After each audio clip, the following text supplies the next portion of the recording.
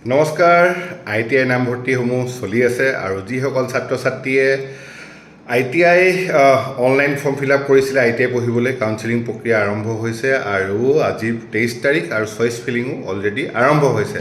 গতিকে যিসকল ছাত্ৰ ছাত্ৰীয়ে ITI পঢ়িবলৈ ইচ্ছুক হৈ আছিলে সেইসকলে এতিয়া কাউন্সেলিং কৰি ITI নামভৰ্তি কৰিব পাৰিব আৰু যিসকলে ফৰ্ম ফিল আপ কৰা নাছিলে সেইসকলক ক'ব বিচাৰিম যিসকলে এতিয়া ভাবিছে মই ITI পঢ়িম, যিসকলে মেট্ৰিক পাছ কৰি আছে, হায়াৰ ছেকেণ্ডেৰী পাছ কৰি আছে বা ডিগ্ৰী কমপ্লিট কৰি আছে বা পলিটেকনিক কমপ্লিট কৰিছে বা ইঞ্জিনিয়াৰিঙো কৰি আছে আৰু বহুতে ইঞ্জিনিয়াৰিং কৰাৰ পাছতো ITI কৰিবলৈ ইচ্ছা কৰে কাৰণ অইলত ITI পঢ়াসকলৰ জব বেছি ওলায়। বহুতে এতিয়া BTech কৰাৰ পিছতো ITI বহুতে কৰিছে আৰু যিসকলে পলিটেকনিক কৰিছে সেইসকলেও ITI কৰিব পাৰিব। গতিকে যিসকল ছাত্ৰ ছাত্ৰীয়ে ভাবিছে ITI পঢ়িম আৰু অনলাইন ফৰ্ম ফিল আপ কৰা নাছিলে সেইসকলে অনলাইন ফৰ্ম ফিল আপ নকৰিলেও ITI স্পট এডমিশ্যন, যিটো ডাইৰেক্ট এডমিশ্যন হয়, স্পট এডমিশ্যন হয়, সেই প্ৰক্ৰিয়াত নামভৰ্তি কৰি ITI এডমিশ্যন ল'ব পাৰিব।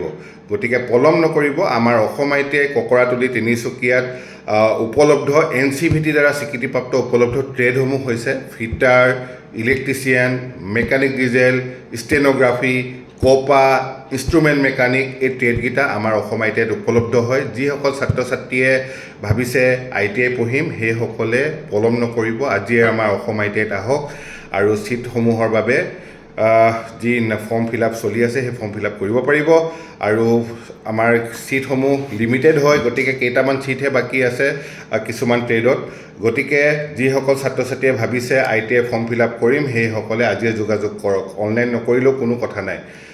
আৰু বিশেষকৈ আমাৰ টেটবিলাক ভাৰত চৰকাৰৰ NCVT দ্বাৰা স্বীকৃতিপ্ৰাপ্ত হয়। গতিকে ভাৰতৰ যিকোনো জেগাত যিকোনো জবত সুন্দৰভাৱে এপ্লাই কৰা সুবিধা পাব। বিশেষকৈ আমাৰ যি অইল ইণ্ডিয়া আছে, ONGC আছে, লগতে ৰেলৱে আছে, যিবিলাক চেণ্ট্ৰেল গভমেণ্ট বা ৰেল জববিলাকত সেইবিলাক সহজতে জবত এপ্লাই কৰি নিজৰ কেৰিয়াৰ গঢ় দিব পাৰিব।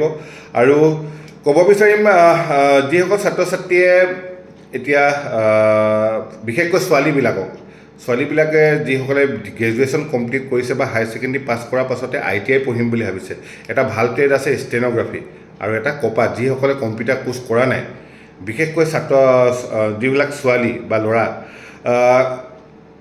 বেলেগ পঢ়ি আছে বা ডিগ্ৰী কৰি আছে কিন্তু ভাবিছে মই ITI এটা কৰি লওঁ, এনেকুৱা এটা ITI কৰিম যিটো গভৰ্ণমেণ্ট জবৰ কাৰণে সুবিধা হয়। তো তেনেকুৱা এটা কোৰ্চ কিছুমান আছে, সেইটো হ'ল ষ্টেন'গ্ৰাফি ছেক্ৰেটেৰিয়েল এছিষ্টেণ্ট, এবছৰীয়া পাঠ্যক্ৰম হয়, NCVT দ্বাৰা স্বীকৃতিপ্ৰাপ্ত হয়। লগতে এটা আছে পাঠ্যক্ৰম কপা, কম্পিউটাৰ অপাৰেটৰ প্ৰগ্ৰামিং এছিষ্টেণ্ট। এই দুইটা পাঠ্যক্ৰম ভাৰত চৰকাৰৰ NCVT দ্বাৰা স্বীকৃতিপ্ৰাপ্ত পাঠ্যক্ৰম হয়। সম্পূৰ্ণ ভাৰত চৰকাৰৰ চাৰ্টিফিকেট পাব আৰু যিকোনো গভৰ্ণমেণ্ট জবত এপ্লাই কৰিব পাৰিব। আৰু ষ্টেন'গ্ৰাফিটো এটা শ্বৰ্ট হেণ্ড, যিটো বহুত গভৰ্ণমেণ্ট জববিলাক ওলায়। লগতে যিসকলে কম্পিউটাৰ কোৰ্চ কৰা নাই, হায়াৰ ছেকেণ্ডেৰী পাছ কৰিছে বা মেট্ৰিক পাছ কৰিছে বা ডিগ্ৰীও কমপ্লিট কৰিলে কিন্তু এতিয়াও কম্পিউটাৰ কোৰ্চ কৰা নাই, তো সেইসকলক মই ছাজেষ্ট কৰিম কপা কৰক, কম্পিউটাৰ অপাৰেটৰ প্ৰগ্ৰামিং এছিষ্টেণ্ট। এটা বহুত ভাল কোৰ্চ হয় আৰু এই কোৰ্চটো কৰাৰ পাছতে যিকোনো গভৰ্ণমেণ্ট জবত যেতিয়া পোষ্ট ওলাব, কম্পিউটাৰ চাৰ্টিফিকেট বিচাৰিব, সেই চাৰ্টিফিকেটখন দিলে সহজতে জব পাবলৈ সুবিধা হ'ব। কাৰণ NCVT দ্বাৰা স্বীকৃতিপ্ৰাপ্ত হয়, সম্পূৰ্ণ ভাৰত চৰকাৰৰ যি অশোক স্তম্ভ থকা চাৰ্টিফিকেট হয় আৰু যিকোনো জবত, যিকোনো গভৰ্ণমেণ্ট জবত এপ্লাই কৰিব পাৰিব। এতিয়া বহুতৰ কিছুমান মনত আহে যে প্ৰাইভেট ITIত পঢ়িছোঁ, চাৰ্টিফিকেটখন প্ৰাইভেট হ'ব নেকি? তেনেকুৱা কোনো কথা নাই। আজিৰ দিনত এতিয়া আমাৰ যিখন ITI হয় ভাৰত চৰকাৰৰ NCVT দ্বাৰা স্বীকৃতিপ্ৰাপ্ত ITI।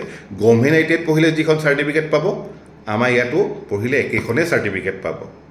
NCVT চাৰ্টিফিকেট যিহেতু আপুনি আজি ভাৰতবৰ্ষৰ তিনিচুকীয়াত পঢ়ক, লাগিলে ভাৰতবৰ্ষৰ একেবাৰে তলত কন্যাকুমাৰীত পঢ়ক, NCVT অধীনত চাৰ্টিফিকেট একেখনেই। খালি য'ত পৰীক্ষা দিব চেণ্টাৰটো বেলেগ বেলেগ হ'ব, নামটো বেলেগ আহিব চেণ্টাৰটো, কিন্তু চাৰ্টিফিকেটটো একেখনেই।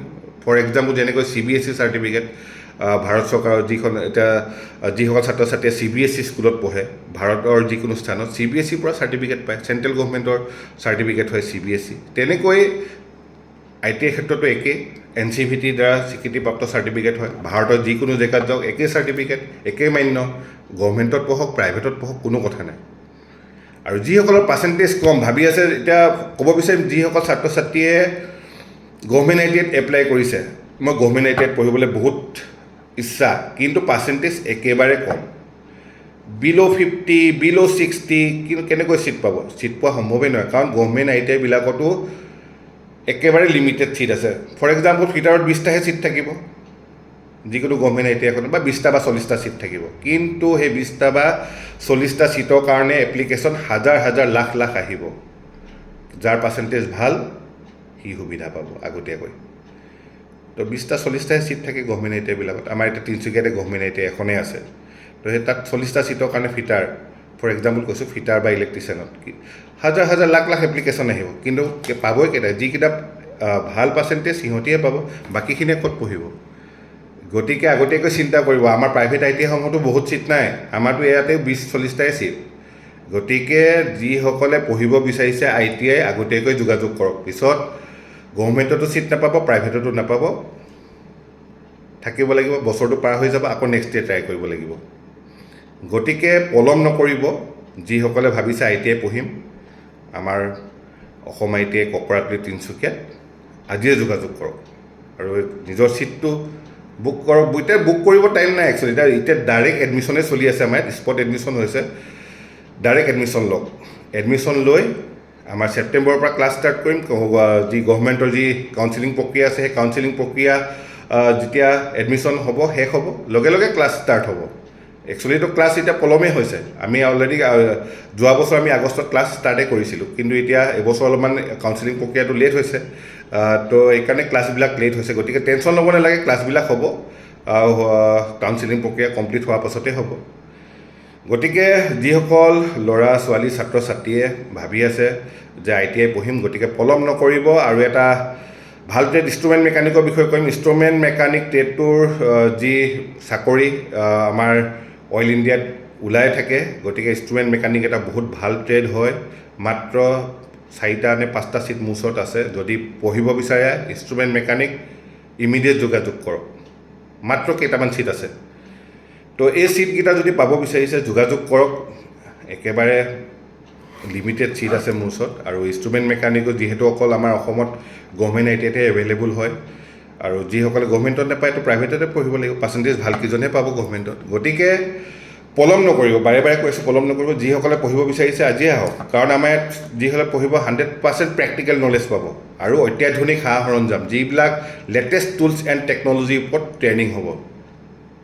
100% প্ৰেক্টিকেল ট্ৰেইনিং, লগতে NCVT চাৰ্টিফিকেট পাব। আৰু যিসকলে ভাবিছে মই ভাল ট্ৰেইনিং ল'ম, ভালকৈ শিকিম, ভাল ITIৰ পৰা ভাল NCVT চাৰ্টিফিকেট ল'ম, সেইসকলে আজিয়ে যোগাযোগ কৰক আমাৰ অসম ITI ককৰাতলি তিনিচুকীয়াত। পলম নকৰিব, লিমিটেড ছিট হয়, ঠিক আছে? আৰু যদি কিবা জানিবলগীয়া থাকে, কিবা বুজিবলগীয়া থাকে, আমাৰ অফিচত আহক, মোক লগ ধৰক। মই অফিচত ৰাতিপুৱা 11 বজাৰ পৰা গধূলি 6 বজালৈকে অফিচতে থাকোঁ। আহিব পাৰিব, মোক যোগাযোগ কৰক, বা মোৰ স্ক্ৰীণত আহি থকা ফোন নম্বৰটোত ফোন কৰিব পাৰিব। গতিকে পলম নকৰিব, আজিয়ে যোগাযোগ কৰক আমাৰ অসম ITI ককৰাতলি তিনিচুকীয়া। ধন্যবাদ। জয় আই অসম।